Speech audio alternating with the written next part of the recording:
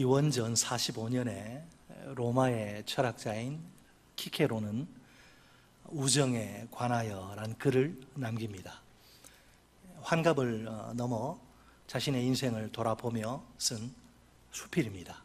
거기에 이런 말이 있습니다. 진정한 친구를 가진 사람은 적다. 나를 자신처럼 생각해 주고 사랑해 줄 아는 사람이 바로 친구다. 우정이 없는 삶은 얼마나 허무한 것인가. 미국의 전직 대통령인 오바마와 현직 대통령인 바이든의 우정을 아십니까? 그들의 우정은 그 부인들도 부러워하는 브로맨스입니다. 브로맨스. 이 브로맨스는 브라더, 형제와 로맨스, 연애 사건의 합성어지요. 남성들 사이에 친밀하고 깊은 우정을 가리키는 말입니다. 바이든이 기자들로부터 이런 질문을 받습니다. 오바마와의 그 우정에 관한 질문이죠. 그때 그는 눈물을 머금은 채 이렇게 대답합니다. 나는 그를 좋아하는 것이 아니라 사랑합니다. 우정이 사랑으로까지 승화한 것입니다. 예나 지금이나 우정의 가치는 변함이 없습니다. 우리가 인생을 살아가면서 친구들과 우정을 나누는 일은 굉장히 중요합니다. 독불장군은 외롭지만 곁에 좋은 친구를 둔 사람은 행복합니다. 오늘 본문은 우정의 예절에 관한 가르침입니다. 우정에 금이 가지 않으려면 우정을 돈독히 하기 위해선 어떻게 해야 할까요? 우리가 귀담아 듣고 마음에 새겨야 할 가르침, 그 가르침은 크게 세 가지입니다. 그래서 가르침을 한번 나눠보도록 하겠습니다. 한번 따라서 하실까요? 첫째, 자화자찬을 피하라. 자화자찬을 피하라. 1절로 2절 두 가지는 피하라 내용인데, 첫 번째 피하라는 자화자찬. 뜬금없는 또 질문 같지만 우리 인간이 얼마나 대단한 존재일까요? 두 가지 사실만 봐도 충분히 알 수 있습니다. 첫째, AI, 곧 인공지능입니다. 2016년에 국민적 관심을 끈 유명한 사건이 대한민국에 하나 있죠. 프로 바둑 기사인 이세돌 구단과 알파고 사이에 벌어진 바둑 시합 말입니다.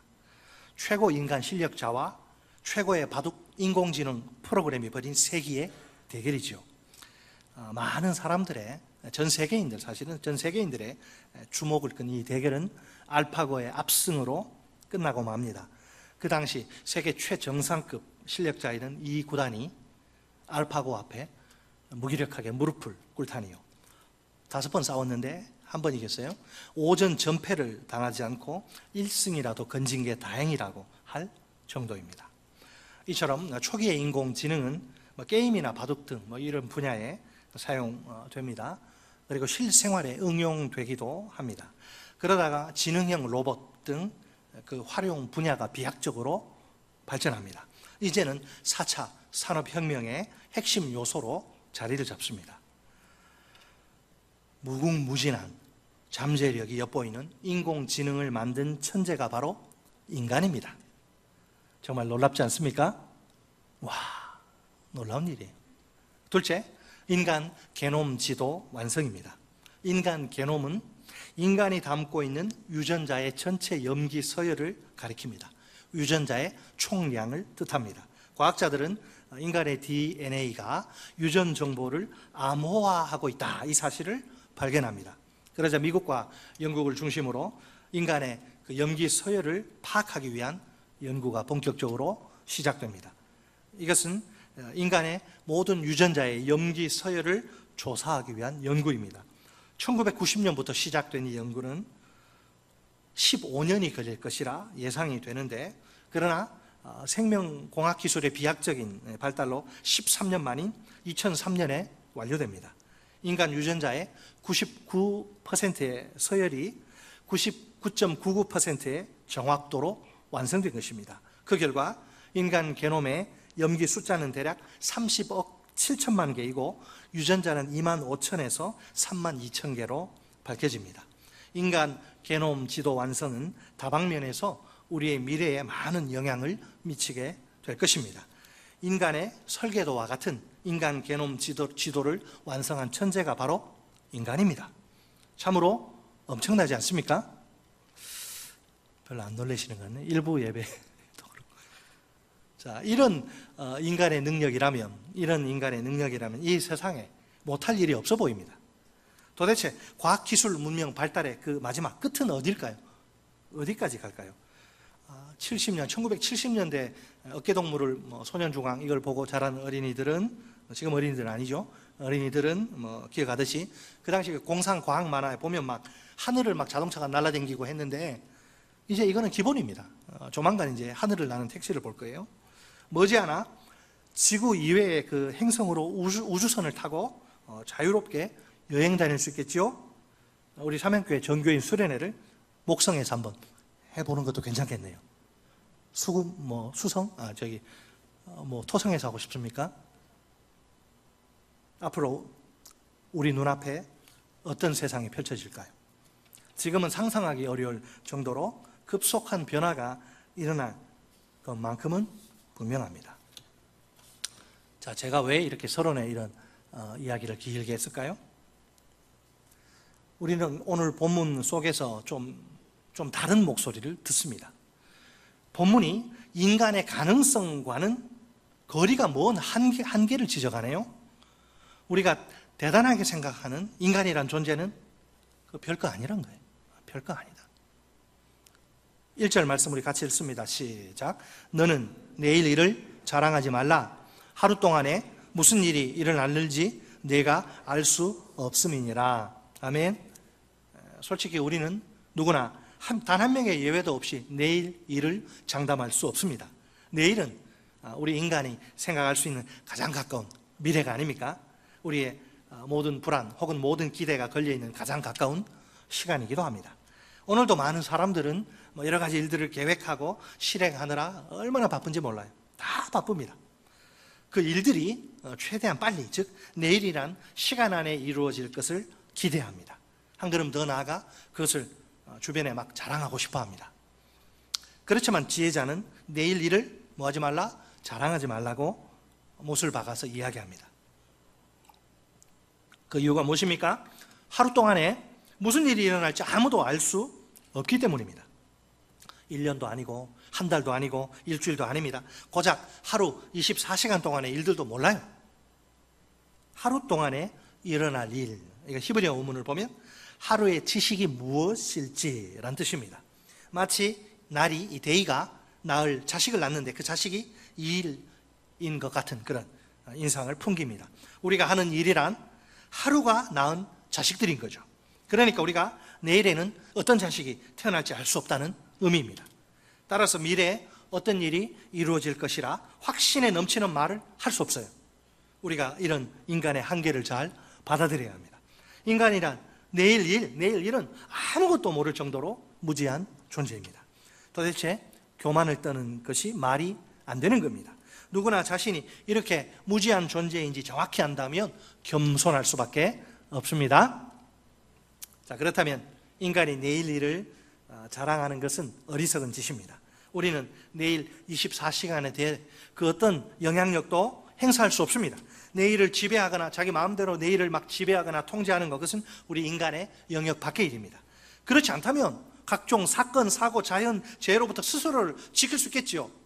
버스 타고 가다가 건물 무너져서 거기서 죽고 그런 일이 없죠. 그런 일 있을 수가 없죠. 내일 내가 그거 알면 그 버스 안 타지. 얼마든지 예방이 가능하니까 말입니다. 그날 그 시간 뭔 일이 일어날 것 같은 그 시간, 그날 그 시간 그 현장에 절대 안 갈 테니까 피해는 입지 않습니다. 예전에 삼풍백화점 무너지고 성수대교 무너질 때 간발의 차이로 생사가 갈린 사람들이 많잖아요. 그 버스 놓쳐가지고 그 모항여고 애들 안 죽었는데, 성수대 건너면 모항여고 아닙니까? 그 버스 놓쳐가지고 안 죽은 애들, 그 버스 허겁지겁 탔다가 죽은 애들. 내일 일은 난 몰라요. 하루하루 살아요. 이게 우리 18번이 돼야 한다니까. 자기가 뭐 된 줄 알고 의시되고 안 되는 거예요. 사도 야고보도 비슷한 말을 합니다. 야고보 4장 13절로 14절 말씀입니다. 들으라, 너희 중에 말하기를 오늘이나 내일이나 우리가 어떤 도시에 가서 거기서 1년을 머물며 장사하여 이익을 보리라 하는 자들아, 내일 일을 너희가 알지 못하는도다. 너희 생명이 무엇이냐? 너희는 잠깐 보이다가 없어지는 안개니라. 아멘. 어떤 사업가가 한 가지 계획을 수립합니다. 어떤 도시에 가서 1년 동안 장사하여 돈을 벌려는 계획입니다. 아무런 문제가 없는 좋은 계획이에요. 그죠? 성공을 꿈꾸는 사업가라면 누구나 구체적인 사업 계획이 있어야 하는 법입니다. 판잣집은 설계도가 필요 없어요. 막 지으면 돼요. 그러나 고층 건물은 설계도가 있어야 되죠. 사업 그냥 대충 그냥 그까이 거 뭐 대충 할 것 같으면 뭐 계획 같은 거 필요 없어요. 그러나 이 사업을 통해서 정말 내가 비전을 가지고 이 사업을 통해 영향력을 행사하고 내가 돈을 벌고 또 사회에 공헌하려면 뭐 어떻게 할 건지 계획서가 있어야 될 거 아니에요. 자, 그래서 그런 계획을 했단 말이에요. 그러나 이것은 장담할 수 없는 계획입니다. 그렇게 될지 안 될지는 몰라요. 가봐야 되는 거죠. 내일 일을 왜 전혀 알지 못하기 때문입니다. 내일 무슨 일이 일어날지 조금도 알 수 없는 인생입니다. 하루 동안의 일도 장담할 수 없는데 어떻게 1년을 장담할 수 있을까요? 우리 생명은 잠깐 보이다 사라지고 마는 안개, 사막의 신기루와 같은 거예요. 금방 싹 사라져요. 그러니 자랑할 게 아무것도 없습니다. 이것이 우리 모든 인간의 숙명과도 같은 한계입니다. 이처럼 너나 할 것 없이 우리는 모두 연약하기 짝이 없는 인생입니다. 그래서 대인관계에 있어서도 우정을 나눌 때도 지혜가 절실히 필요합니다. 우리 다 같이 본문 2절 말씀을 한 목소리로 읽겠습니다. 2절 시작. 타인이 너를 칭찬하게 하고 내 입으로는 하지 말며 외인이 너를 칭찬하게 하고 내 입술로는 하지 말지니라. 아멘. 제가 두 가지 질문을 드릴 테니까 대답해 보시기 바랍니다. 아주 쉬운 질문이니까 긴장하실 필요는 없습니다. 저는 학교 다닐 때 막 선생님이 그냥 질문하면은 막 뭐 저뿐만 아니라 친구들이 막 특히 수학 시간에 수학을 잘 못했거든. 그래서 이과 안 가고 문과 갔는데 시계를 딱 보면 이제 긴장하네요. 오늘 2일이네. 야, 2번, 12번, 22번 다 나와. 칠판 이게 3등분 해가지고 문제 풀어가면 뭐 풀면 그냥 직사에 맞는 거예요. 자, 그런 질문 아니니까. 찬양대. 긴장 푸시고.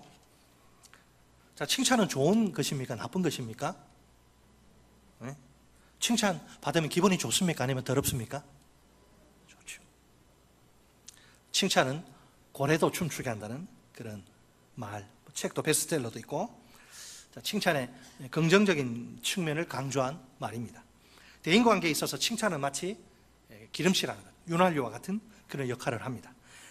하는 사람이나 듣는 사람이나 다 기분이 좋아집니다. 그렇다고 해서 모든 칭찬이 그냥 무조건 다 좋은 것은 아닙니다. 본문 2절을 보면 잠언이 금지하는 칭찬도 있습니다. 뭐죠?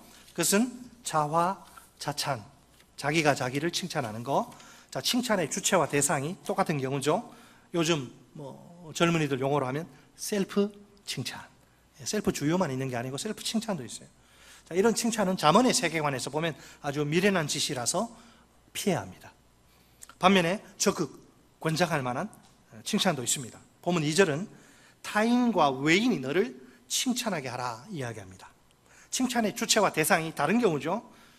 근데 뭔가 좀 이상합니다. 문제가 있어요. 왜? 타인과 외인은 나를 모르는 자가 아닙니까? 어떻게 나에 대해서 아무것도 모르는 사람이 나를 칭찬할 수 있습니까? 여기서 타인은 우정을 나누는 그런 친구일 수 없습니다. 하지만 그 공동체, 어느 정도 조금 나를 아는, 어느 정도 아는 그 공동체 일원으로 볼 수 있습니다. 자, 그러면 본문 2절에 강조점이 무엇일까요? 스스로 칭찬하지 말라, 이 가르침을 좀 더 강화하는 데 있습니다. 자화자찬은 결국 하나님과 사람 앞에서 교만해지는 것입니다. 이런 칭찬은 부작용이 커가지고 경건과 우정, 이 두 가지에 해를 끼치게 됩니다. 여러분 막 자기 자랑하는 사람 막 따르고 싶습니까? 아니면 꼴 보기 싫습니까? 막 자기 자랑 막 만나서 대화하면 거의 70%가 자기 자랑하면 다 도망가죠. 누가 그런 친구 사귀입니까? 자, 경건과 우정에 하나님도 그 교만이라 보시고 우정도 해를 끼치죠. 친구가 없습니다. 하나님께나 친구들에게나 좋을 게 하나도 없는 겁니다. 그러니까 자기와 이해관계가 전혀 없는 그런 사람들이 감동을 받고 칭찬을 해야 합니다. 이것이 잠언이 말하는 칭찬이죠. 결국 칭찬에 담겨있는 그런 좋은 평판과 영광은 스스로 취하는 것이 아니라 외부에서 자기에게 주어지는 것입니다. 우리가 이게 성장하다 보면 이제 집안에 옛날에 그런 경우 많았죠. 자식한테 고맙다, 감사하다 말 한 번도 안 했대, 부모가. 그리고 부모한테 아들아 고맙다, 사랑해 이 말 한 번도 못 들어본 그런 자녀들도 있고. 이제 그러니까 거기에 굶주려 있는 거죠. 칭찬이나 인정에 굶주려 있는 사람들. 자, 그러면 칭찬을 이제 목표로 삼을 위험이 있죠. 우리가 칭찬 자체를 목표로 삼지 말아야 합니다. 그렇지 않으면 칭찬을 목표로 삼으면 인생 자체가 상당히 피곤해집니다. 늘 다른 사람들 이제 눈치를 보면서 살아야 하니까요. 대인관계에 있어서 마음이 편하지가 않습니다. 여러분 고무줄 이렇게 막 쫙 당기고 있으면 어때요? 언제나 팽팽한 긴장 상태 유지하면 스트레스가 어마어마해요. 그 여간 힘든 일이 아닙니다. 다른 사람들 앞에서 행여 실수하면 안 되고 약점을 보여서도 안 돼요. 좋은 것만 보여줘야 돼요. 다른 사람들에게 내가 잘 보여야 합니다. 칭찬받으려면. 그러다 보니 항상 사람 앞에서 사는 인생이 되고 맙니다. 아니, 내 인생 내가 사는 게 맞는데 왜 이처럼 피곤하게 살아야 합니까? 100년, 200년 사는 것도 아닌데 짧은 인생 왜 이렇게 피곤하게 살아요, 우리가? 다른 사람이 내 인생 책임져 주는 게 아니지 않습니까? 우스갯소리로 그런 이야기 있잖아요. 막 자기 외모에 신경 많이 쓰는 사람이 이제 막 거울을 계속 들여다보면서 빨리 나가야 되는데 약속 시간 안 나가고 있는 거예요. 그래서 내가 나가서 사람들이 날 이게 왜 이렇게 립스틱 그렇게 칠했냐 막 비난하면 어떡하지? 언니가 듣다가 하도 답답하니까 야, 아무도 너한테 관심 없어. 자기 먹고 살기 바쁘기 때문에 네가 무슨 립스틱 어떻게 칠했는지 아무도 관심 없어. 걱정 그냥 나가. 자, 이런 말을 우리도 하기도 하는데 여러분, 자, 예수님 뭐라 그러셔요? 우리가 예수님의 말씀 안에 거하면 그분의 제자가 됩니다. 그렇죠? 그러면 진리를 알게 되고 그 진리가 우리를 자유롭게 합니다. 또한 주의 영이 계신 곳에는 자유가 있습니다. 여러분 제가 늘 이야기하죠. 아무도 우리를 속박할 수 없어요. 성경 외에는 우리를 속박할 게 없어요. 성경에서 명백히 죄라고 한 거 외에는 다 할 수 있습니다. 물론 절제가 필요하지만 자, 어쨌든 진리가 우리를 자유롭게 해요. 주의 영이 우리 안에 있으면 우리는 자유를 누릴 수 있어요. 그렇다면 우리는 진리 안에서 주님이 주신 자유를 마음껏 누리며 살아야 합니다. 자꾸 다른 사람들 의식하면서 자유를 저당 잡힌 채 그렇게 살면 안 돼요. 분명 우리의 주된 관심은 사람의 칭찬이 아닙니다. 우리가 사람의 칭찬에 목말라하는 그런 인생이 될 필요 전혀 없어요. 하나님을 경외하는 경건한 하나님의 사람이 되기만 하면 됩니다. 즉 하나님 앞에서 사는 사람이 되는 것이지요. 이런 사람을 가리켜서 코람데오의 인생이라고 합니다. 우리가 이렇게 살 때 하나님이 우리 인생을 기뻐 받으십니다. 다른 사람들의 칭찬이 우리에게 선물처럼 덤으로 주어집니다. 우정이, 친구들과의 관계, 우정이 더욱 돈독해져서 우리가 행복합니다. 어떤 경우에라도 셀프 칭찬, 우리가 자화자찬은 피해야 합니다. 그것은 우정의 예절이 아닙니다. 그 대신 다른 사람들로부터 칭찬받는 인생이 되어야 합니다. 믿습니까? 따라서 하십니다. 둘째, 분노를 피하라. 첫째는 셀프 칭찬, 자기 자화자찬 피하고, 둘째는 분노. 이 분노가 심각합니다. 분노를 피하라. 3절로 4절. 자, 본문 3절로 4절에 보면 좀 강한 감정 언어인 그 분노와 투기로 3절로 4절이 연결이 되고요. 본문 3절 하반절에는 미련한 자의 분노가 나옵니다. 본문 4절 하반절에는 투기, 질투가 등장합니다. 본문 4절 상반절에 잔인한 분노가 이 두 가지를, 분노와 투기 두 가지를 연결하는 연결고리 역할을 합니다. 3절 말씀이에요.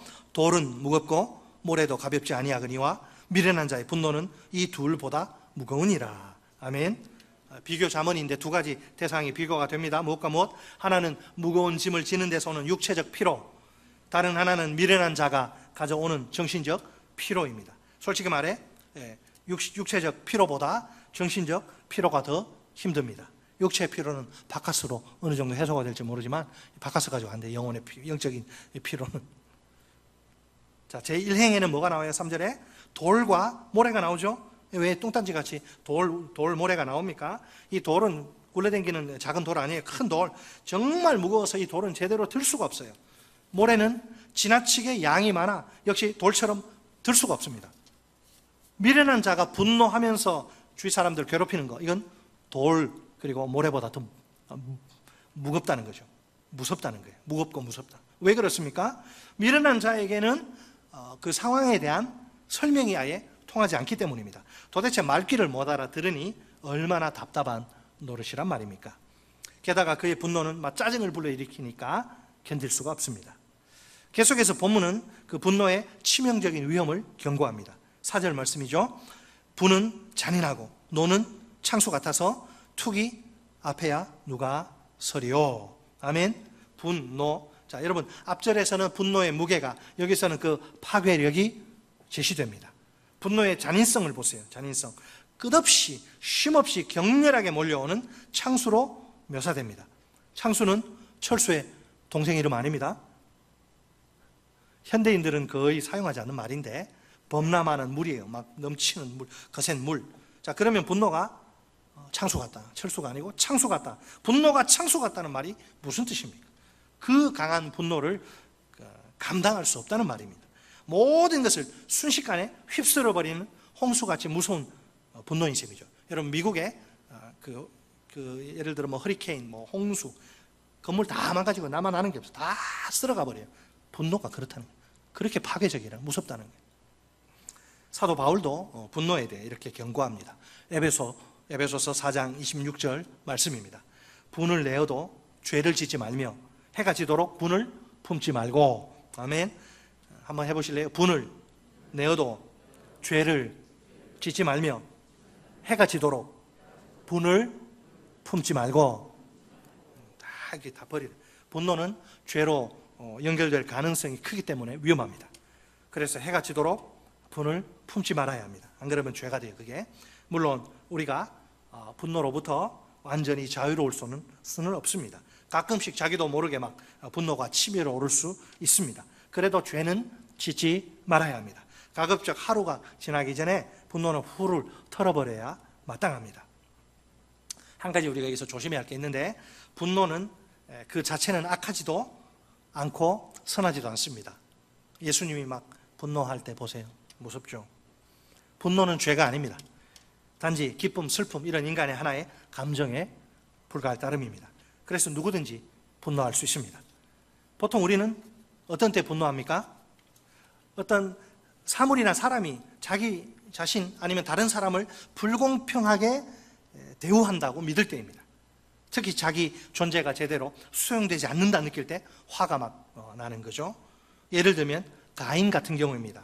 아벨의 형님 가인 같은 경우죠. 왜 하나님이 동생 아벨의 제사는 받으시면서 자기 제사는 거절하신단 말입니까? 네? 이유도 설명하지 않아. 그냥 너 제사는 안 받아. 아, 아벨아, 야, 좋다. 너 안 받아, 너는. 네. 아무리 생각해도 이게 가인 입장에서 이게 도저히 이해할 수 없는 하나님의 처사죠. 분노가 막 치밀어 올라가지고 견딜 수가 없어요. 창세기 4장 5절 하반절은 가인의 분노를 이렇게 적나라하게 소개합니다. 가인이 몹시 분하여 막 이 뚜껑이 열려가지고 안색이 변하니.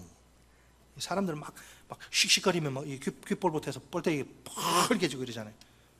감히 하나님 앞에서 안색이 변하고 막 눈을 막 부라리고 뭐 그는 뭐 모르겠습니다만 어쨌든 막 분기가 탱천해가지고 그냥 안색이 싹 변해. 솔직히 지혜로운 자도 사람이다 보니 분노할 때가 있습니다. 그러나 그는 분노를 지혜롭게 표현합니다. 분노라는 감정을 좀 컨트롤하는 거죠. 적절하게 좀 강약을 조절하는 것이지요. 그러다 보니 분노가 그런 치명적인 파괴적인 결과를 낳지는 않습니다. 반면에 미련한 자는 화를 낼 때 배는 게 없기 때문에 물불을 가리지 않기 때문에 이게 문제입니다. 이게 통제 컨트롤이 전혀 안 되는 경노라서 감당하기가 어렵습니다. 상대방에게 심각한 상처를 입힙니다. 본문에 분과 노는 이렇게 미련한 자가 마구 막 표출하는 것이죠. 그래서 그 결과가 잔인할 수밖에 없습니다. 그런데 분노보다 더 심각한 것은 질투입니다. 여러분, 남자가 질투를 잘할까요? 여자가 질투를 잘할까요?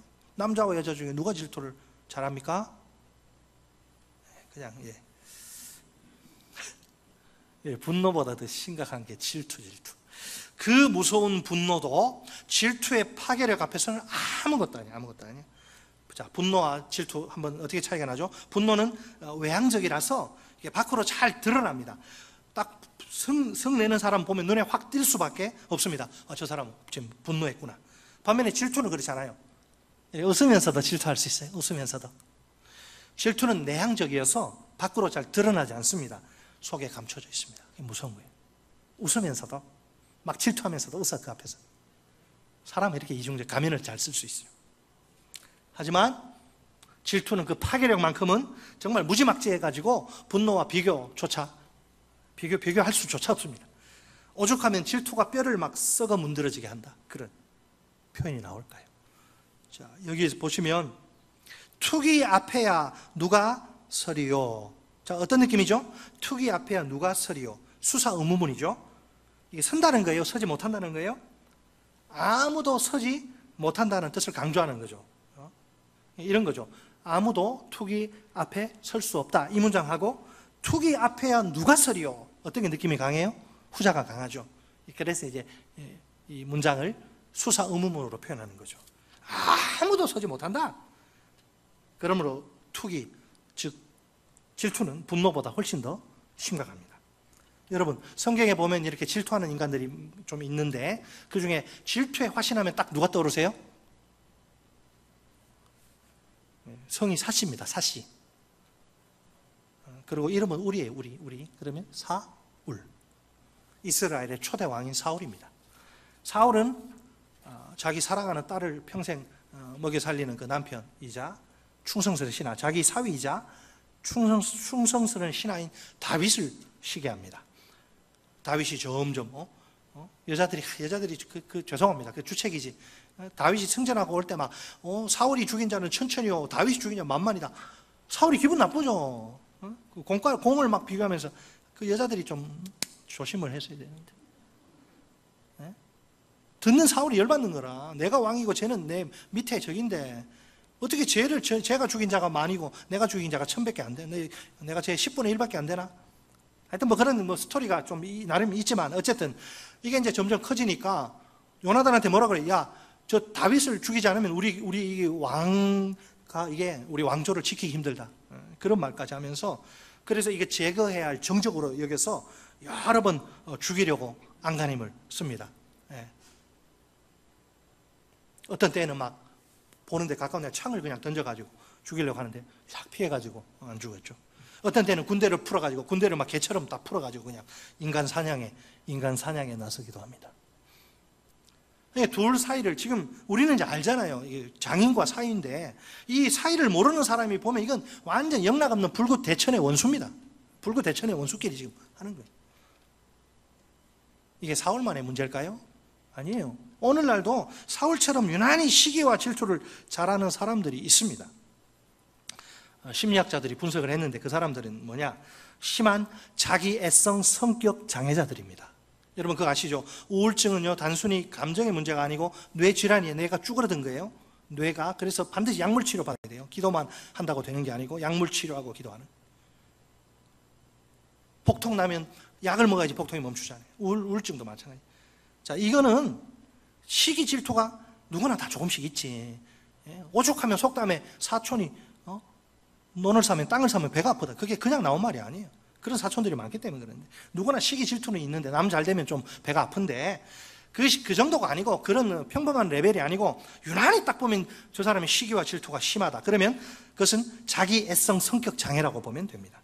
이 사람들의 경우엔 자기를 지나치게 사랑하는 게 문제입니다. 당장 병원에 가서 약물 치료를 받아야 할 환자들. 적당히 자기를 사랑하면 뭐 누가 뭐라고 하겠습니까? 아무 문제 없는데 그 선을 넘어서는 것이지요. 모든 관심과 주목은 자기 혼자만 받아야 합니다.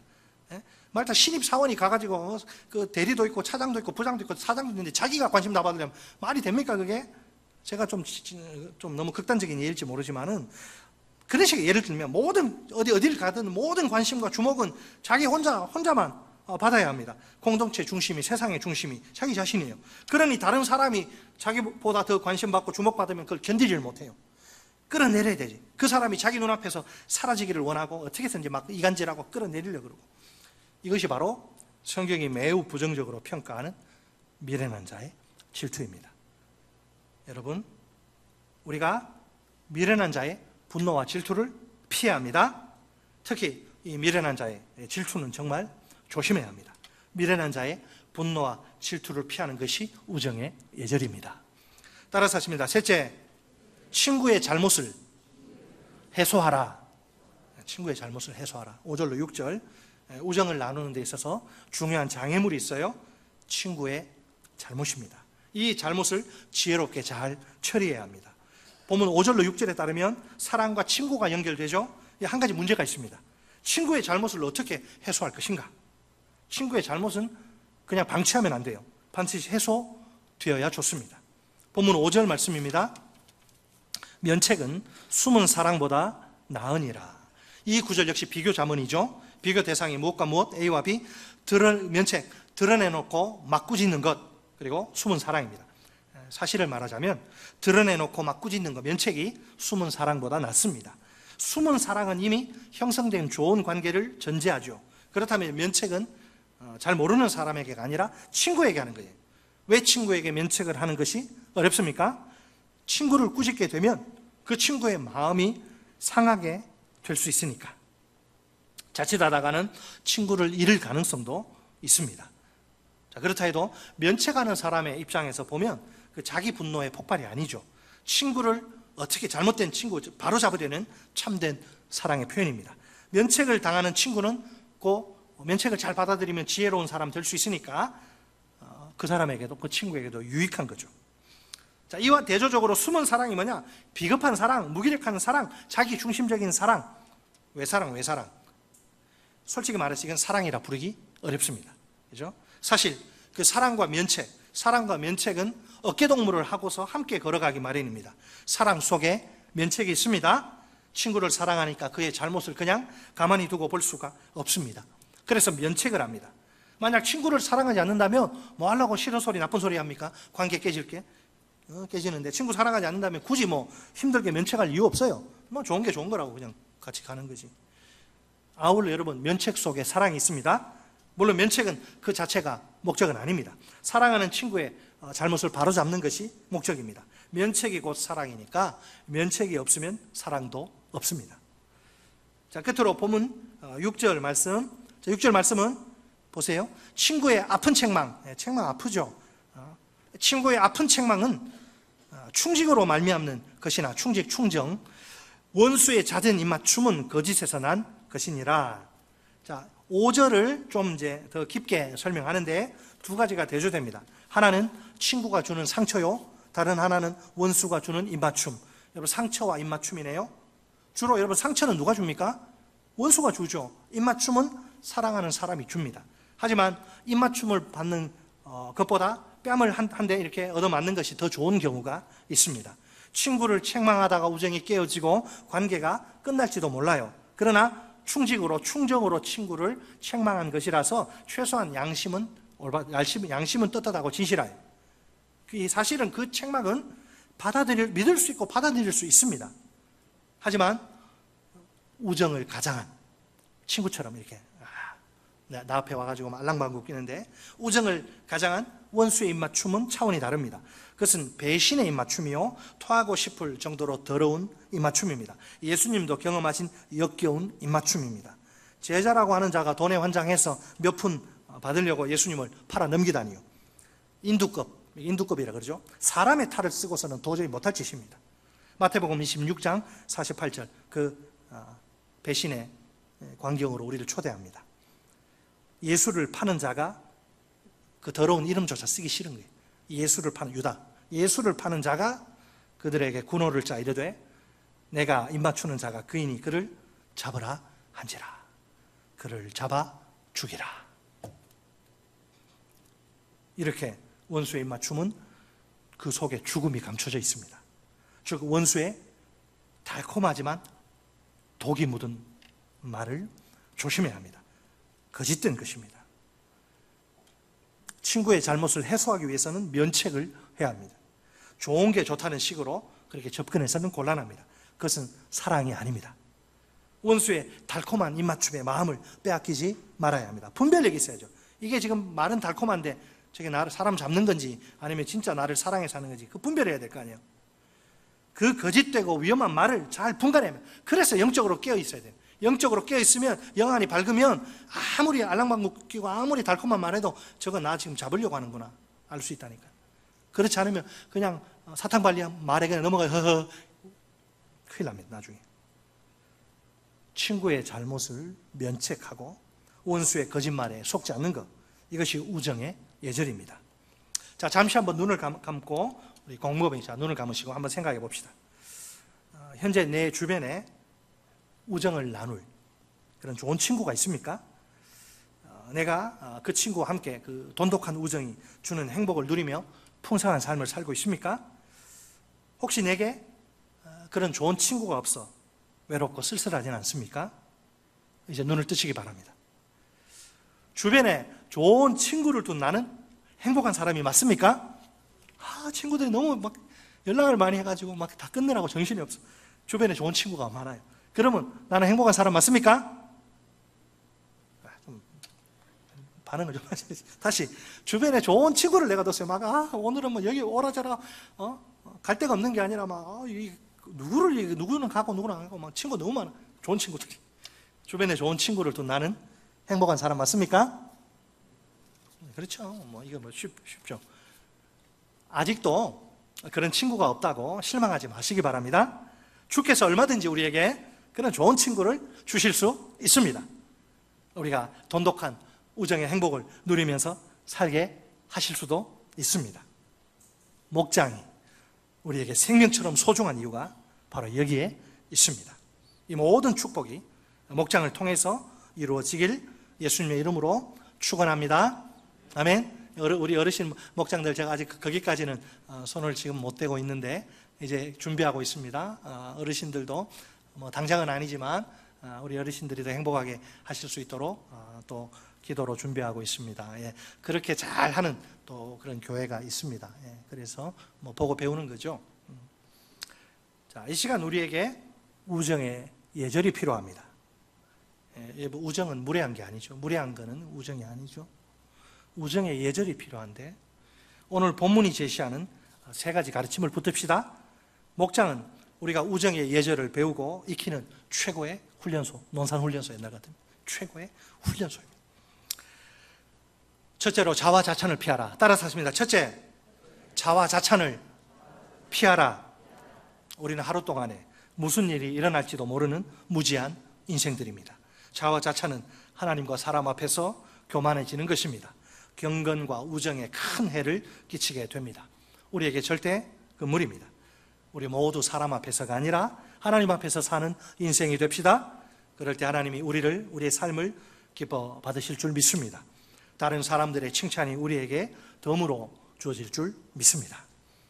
둘째로 분노를 피하라. 따라서 하십니다. 둘째, 분노를 피하라. 분노의 무게와 파괴력은 어마어마합니다. 돌과 모래처럼 무거워서 제대로 들 수가 없습니다. 범람해서 모든 것을 휩쓸어버리는 물, 홍수처럼 무섭습니다.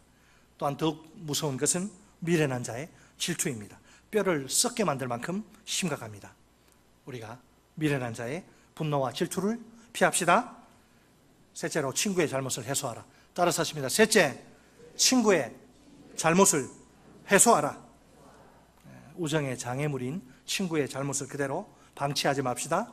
사랑하는 친구를 위해 면책을 아끼지 맙시다. 좋은 친구라면 그 사랑의 면책을 기꺼이 받아들이게 될 것입니다.